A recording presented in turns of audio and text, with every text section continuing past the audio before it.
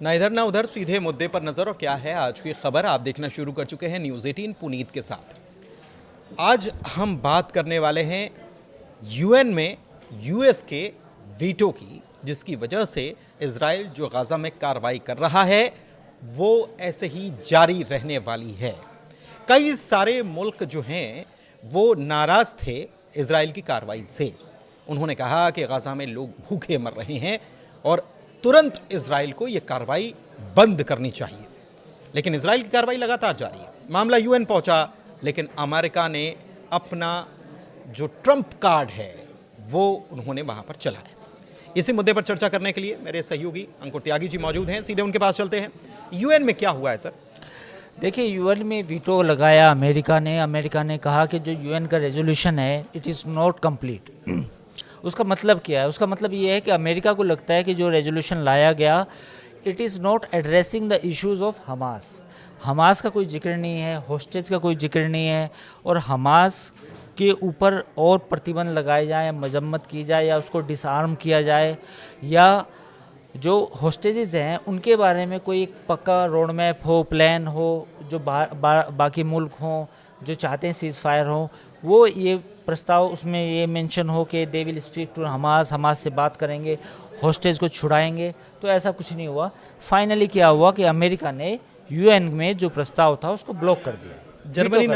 Germany नाराज है, Britain नाराज है, फ्रांस नाराज है, प्रदर्शन हो रहे हैं, इन्होंने डील तोड़ दी है इजराइल के साथ। उसका असर नहीं हो रहा है? कुछ नहीं। देखिए, मैं हमेशा जब हम बात करते हैं डीप टाइज की, यानी कि गहरे रिश्तों की जब हम बात करते हैं, जो अक्सर हमने अपने पुराने वीडियोस में भी किया है कि अमेरिका और इजराइल के जो संबंध है, आपको वो बाहर से वो आपको लगेगा कई बार कि लड़ाई हो रही है, लेकिन लास्ट में आके आपको देखना होगा एक ही है, वो बहुत गहरे हैं।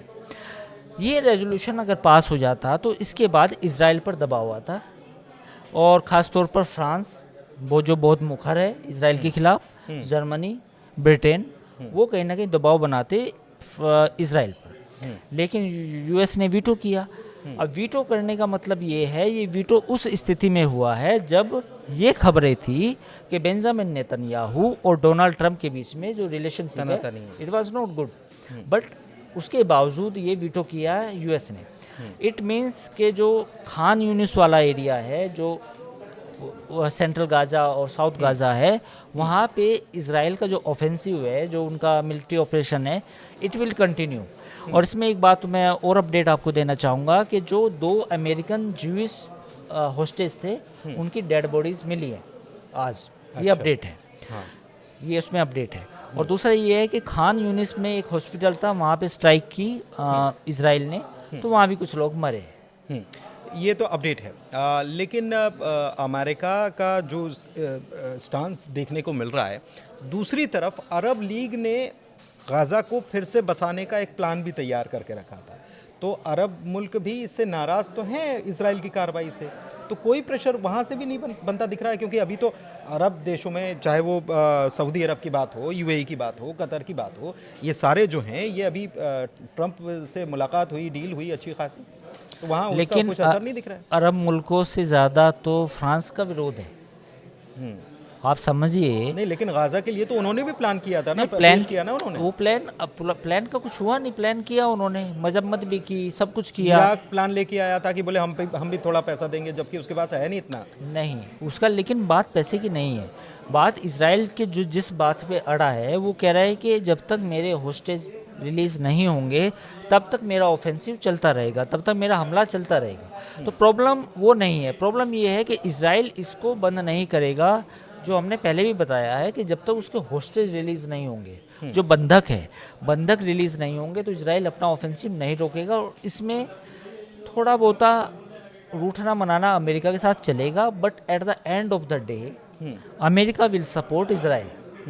There is no way. नहीं, एक चीज़ और है। 10 दिन पहले नेतन्याहू ने जो आप बात कह रहे हैं, नेतन्याहू ने सार्वजनिक रूप से ये बात कही थी। उन्होंने फ्रांस, ब्रिटेन, जर्मनी, सबका उन्होंने नाम लिया था।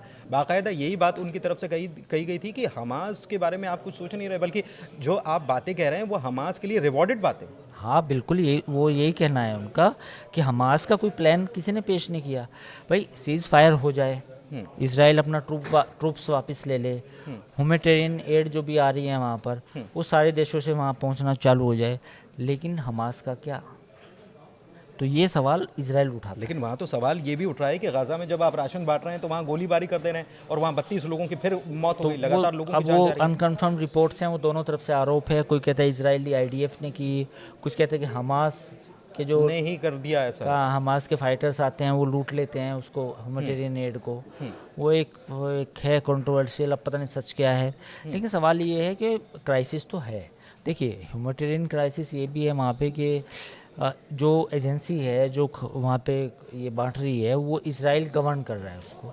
तो कुछ लोगों को आपत्ति ये भी है कि इसराइल उसमें पॉलिटिक्स लेके आया है, यानी कि इसराइल जिन्हें चाहेगा फूट उन्हें डालो राज करो। हाँ उन्हें राशन मिलेगा और वो राशन उन लोगों को नहीं मिलेगा जो हमारे तो आपस में लड़ जाएंगे, वो आपस में लड़ जाएं ताकि लोगों के बीच में डिफरेंसेस पैदा हों और इसराइल फ़ायदा उठाए। तो ये बातें भी हैं वहाँ पे। लेकिन इसराइल का हिडन एजेंडा इसमें ये है ना कि वो चाहता है कि पूरे गाजा को कंट्रोल कर ले। नहीं, कंट्रोल तो वो चाहता, वो तो गाजा को पूरा एक अलग ही चाहता है कि वहाँ से जो बाकी बची पॉपुलेशन है वो भी लीबिया, जो अमेरिका ने प्लान पेश किया था, जॉर्डन, कहीं भी चली जाए। तो इसराइल का लॉन्ग टर्म प्लान तो ये है जैसा वो चाहता है। ग्रेटर इसराइल कह लें या एक बफर जोन कह लें, अगर कुछ ना हो तो बफर जोन तो बनाया जा सकता है कि गाजा को। तो ये तो प्लान है।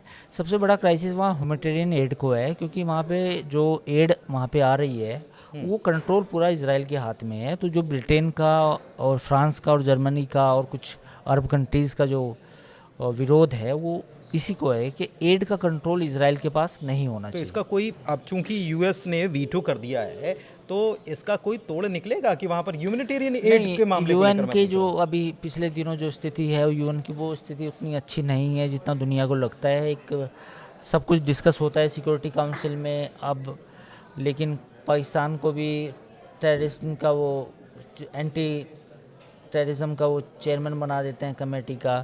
तो यूएन में कुछ भी हो सकता है, तो यूएन का कोई ज़्यादा रोल नहीं होगा। एक चीज़ समझ में नहीं आती है कि सिक्योरिटी काउंसिल में वीटो यूएस कर रहा है और वही यूएन ये कह रहा था कि आप जो वहाँ पर एड, ह्यूमैनिटेरियन एड जो पहुँचा रहे हैं, जिस एजेंसी के बात आप कर रहे हैं उस पर हमें भरोसा नहीं है। ये यूएन ने कहा था। यूएन ने ये भी कहा कि हमारे 400 डिस्ट्रीब्यूशन पॉइंट्स हैं और आपके केवल 4 हैं।